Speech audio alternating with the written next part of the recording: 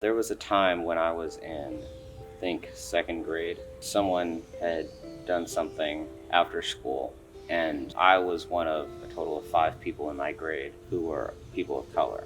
2 people were immediately ruled out, and then a third person wasn't there that day, leaving me, another person of color, and then someone else to be called into the office to be asked questions and interrogated by the administration. I was eating lunch with another Asian friend who was sitting with an acquaintance, like a school classmate.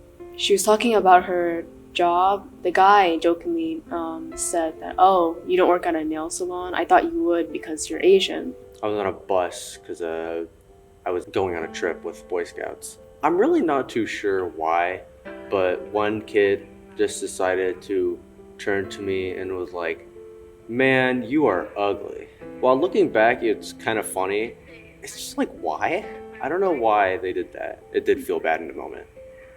Now, they only called in the third person to make it look like they weren't just being racist, but they only wanted to talk to us. They didn't really ask him any questions anyway. They assumed it was me. I wasn't after school that day. The other kid there, they had us two leave and then left one kid in there. And after enough time, even though he'd been denying it the whole time, he eventually said yes, like he didn't really want to. Like they convinced him to say yes.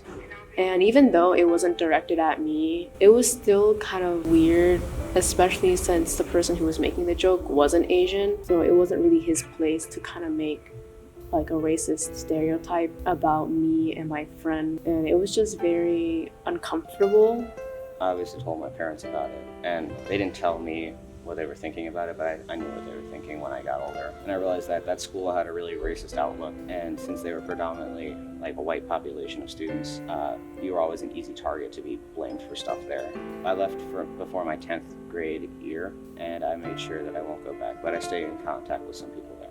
If we did say anything about it, we would have gotten the response of, "It's not that deep, you're being too sensitive," kind of like that.